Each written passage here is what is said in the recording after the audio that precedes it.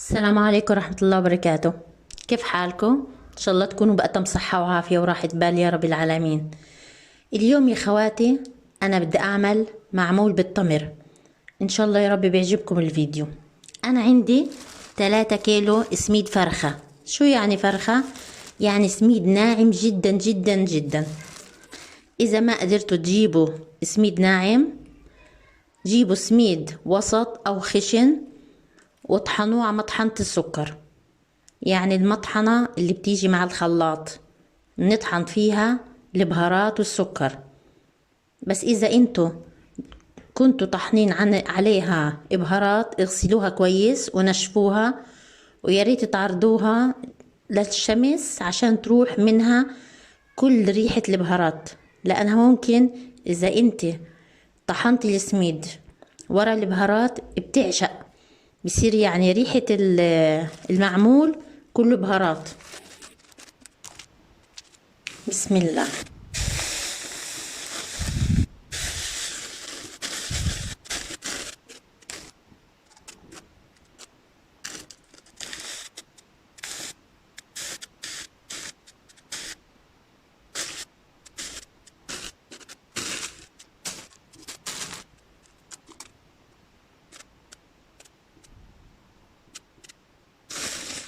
هاي 3 كيلو يعني رطل، بدي احط لهم هالقيتة دقيق ابيض طحين. بسم الله.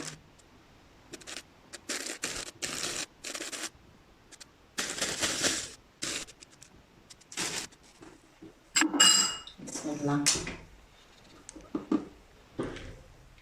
شايفين هذا الصحن؟ الصحن هذا نص كيلو طحين، بس ايش؟ ممسوح مش مليان.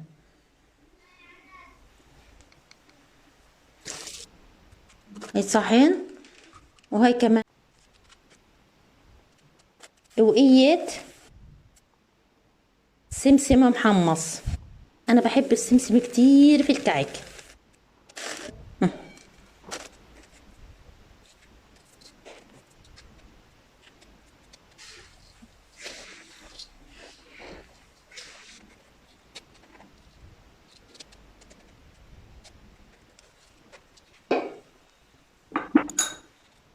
عندي كمان ينسون وشومر ومحلب. هلقيت نشوف كم معلقة. بسم الله. ينسون، شومر، بسم الله. المحلب كتير ريحته حلوة، نكهته كتير حلوة. هاي 2 ونص كبار. بسم الله.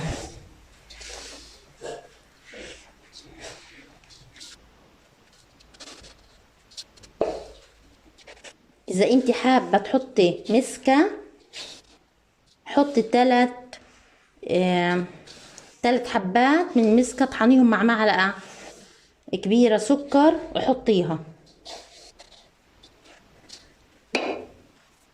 عندي كمان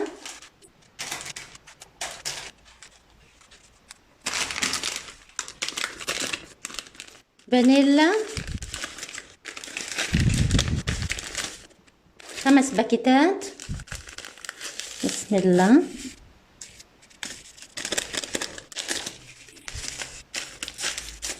هاي 5 باكيتات، ومثلهم بيكنج باودر برضو 5.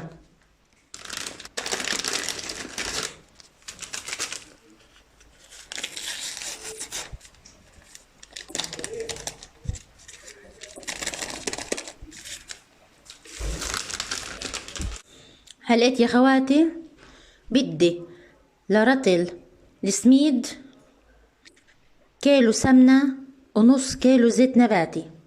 إذا انتم مش حابين الزيت نباتي ممكن تستعملوا زبدة، بس ما تنسوا انه الزبدة تلتينها مية، يعني مش هتعطيكوا الطعم اللي انتوا عايزينه.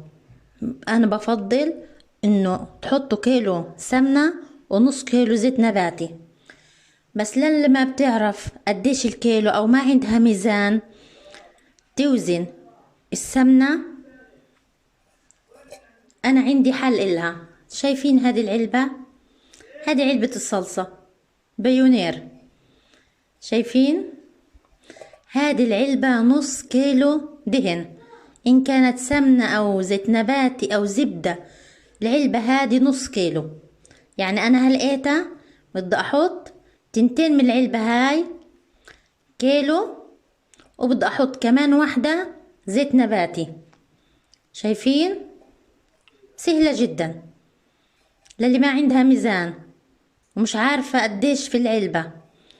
أنا عندي روابي، سمنة روابي. شايفين؟ خاسة 700 جرام، يعني بدها كمان 300 جرام بصير كيلو. وبدي احط كمان نص كيلو زيت نباتي. يلا نروح نشوف شو بدنا نعمل. بدي امشي مع خواتي خطوة خطوة. بسم الله. هاي نص كيلو كاملة. بسم الله.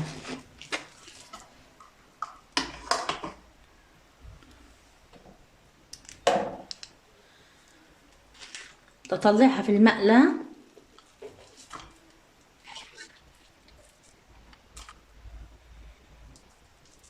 انا بدي اسهل عليكم عشان ما تغلطوا في المقدار. يمكن نصها لما تتعبى ويصير نص كيلو. انا عندي علبة سمنة تانية.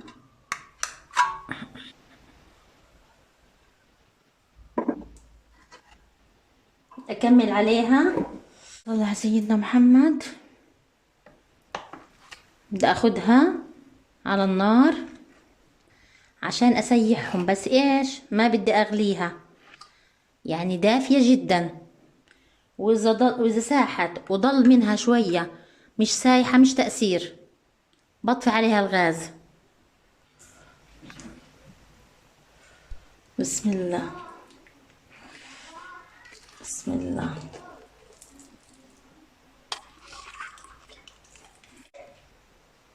هيني خلصتها. بسم الله.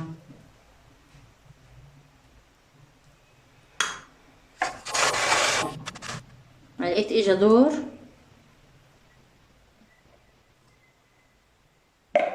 الزيت النباتي. بدي نفس العلبة احط فيها بسم الله زيت نباتي. بسم الله الرحمن الرحيم.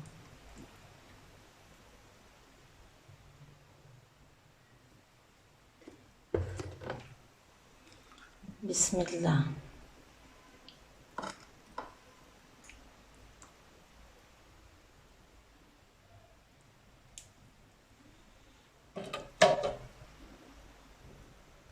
هليت يا خواتي. بسم الله. هيني دفيتها دفاوة. بسم الله الرحمن الرحيم.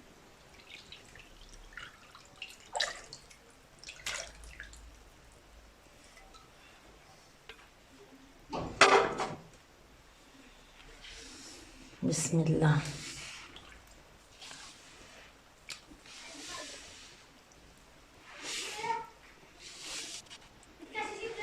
ما تخافوا، الدهن مش كتير، بالعكس مناسب كتير إله.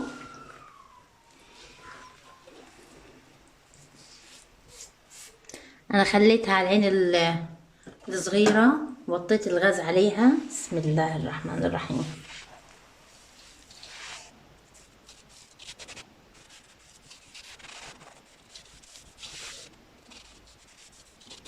ما تعجنوا ببطء عشان حبة السميد تتغلغل بالدهن. بسم الله. تعالوا شموا ريحته، بجنن بجنن ريحته. بسم الله ما شاء الله تبارك الله. اللهم صل على سيدنا محمد. بدي احكي لكم حاجه يا خواتي. هلقيت ضايل للعيد 3 ايام. خلال ال3 ايام هاد انا ان شاء الله بدي اخليه الخليط هاد لمدة 3 ايام. مش همسكه، مش هعمله، مش هعمل معمول يعني. شو هعمل؟ انا لقيته ببسه كويس وبغطيه. هخليه لمدة 3 ايام. خلال ال3 ايام هدول كل يوم هرفع عنه الغطا وحبسه 4-5 مرات.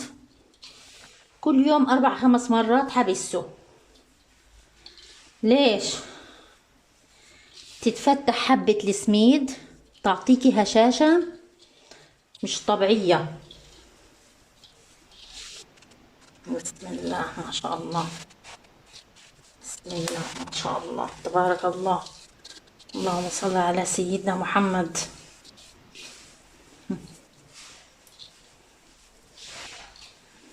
طلع ما شاء الله حلو الترول. وانا لسه ما عملت فيه حاجة لانه المقدار كويس كتير. وهيني رجعت يا خواتي. انا عندي التمر هاد جاب لي اياه زوجي في اول رمضان. فانا صراحة كل ما يزيد بعمل منه العجوة. انا بحب العجوة طبيعية، بحبهاش جاهزة، وهذه حاجة بترجع لكم طبعا. هلقيت بدي ارفع النوى منه علشان بدي اعمله على المفرمة. بدي افرمه كله. حرفع النوايا ان شاء الله وافرمه وارجع لكم عشان افريكم كيف انا بعجنها، شو بحط عليها. هيني يا خواتي رفعت النوى من التمر. هلقيتها بدي ايش؟ بدي اخلطهم. هذه الماكينة اللي عملت فيها الفلافل.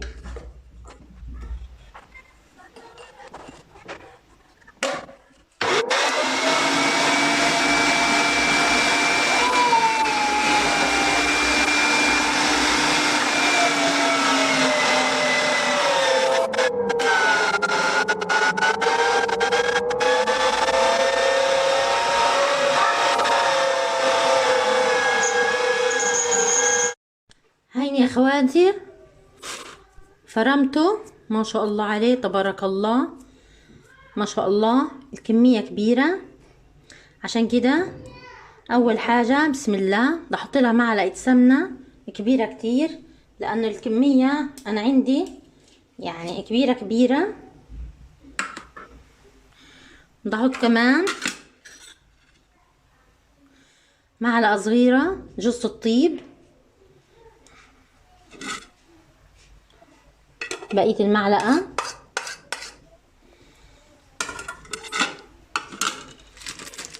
بدي احط قرنفل، ريحته فواحة وحلوة.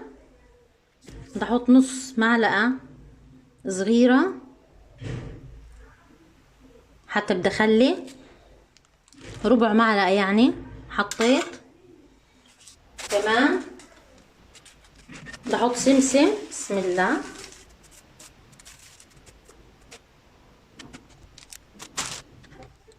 انا بالكعك بالمعمول عفوا بعجينة المعمول كنت جايبة وقية سمسم محمص، بس حطيت يعني اكتر من نص وقية. انا صراحة بحب كتير السمسم بقلب العجنة وبالعجوة كمان كتير كتير زاكي. بعجنها ان شاء الله وبرجع بحط كمان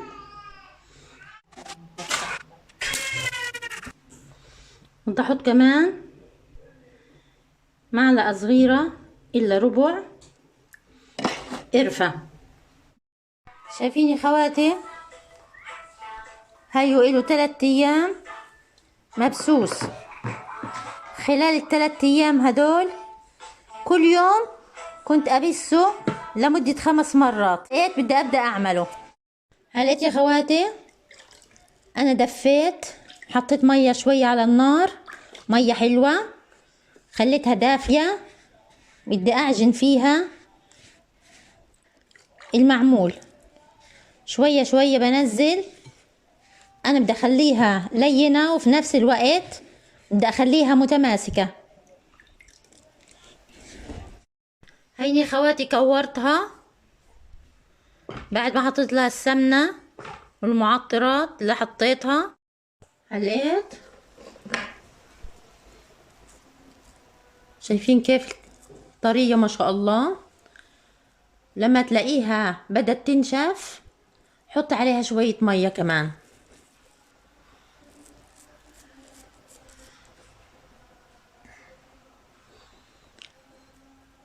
أنا صراحة بالمعمول أو الكعك بحب العجوة تكون كتيرة، وطبعا هذه حاجة ترجع لكم. عندي من القوالب هدول الصغار حلوين وناعمين كتير.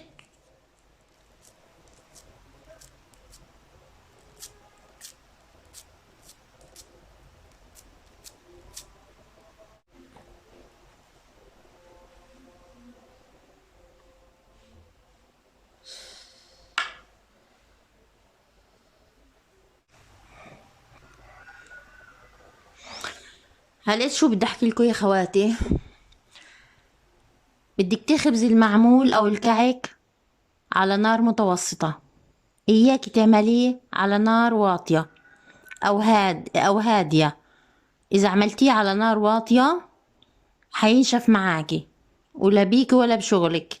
يعني كل هالتعب وهالمجهود وهالفلوس اللي دفعتيها حتروح على الفاضي، لانه حيصير حطبة، حينشف كتير ومش حيكون له اي طعم.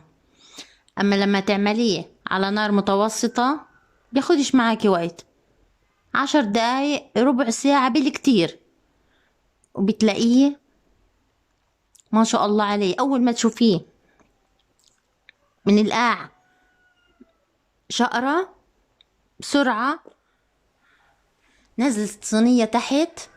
اذا كنتي انت بتعمليه بفرن الغاز تكون النار فوقه، فوق الكعك، عفوا فوق المعمول. اعملي وجه حمريه للوجه وبسرعة طلعيه، وما تمسكي الكعكة او المعمولة بالمرة الا لما يبرد تماما. اي نوع حلو، بسكوت، بيتي فور، برازة، اي حاجة بدك تعمليها ما تقربي عليها بالمرة الا لما تبرد بتاتا. لما تبرد ساعتها بترفعي وبتاكلي أذكى أذكى أذكى معمول. هشاشة مش طبيعية. إن شاء الله إن شاء الله لما أخلص هتشوفوا النتيجة النهائية من الله راضي. أين يا خواتي خلصتوا؟ كل عام وإنتوا بألف خير، ينعاد عليكم وعلينا يا رب، وإحنا وإنتوا بألف صحة وعافية وراحة بال. إن شاء الله يا رب السنة الجاية تكونوا على جبل عرفات بجاه حبيب المصطفى العدنان سيدنا محمد عليه أفضل الصلاة والسلام. صحة وعافية على قلبي وعلى قلبكم.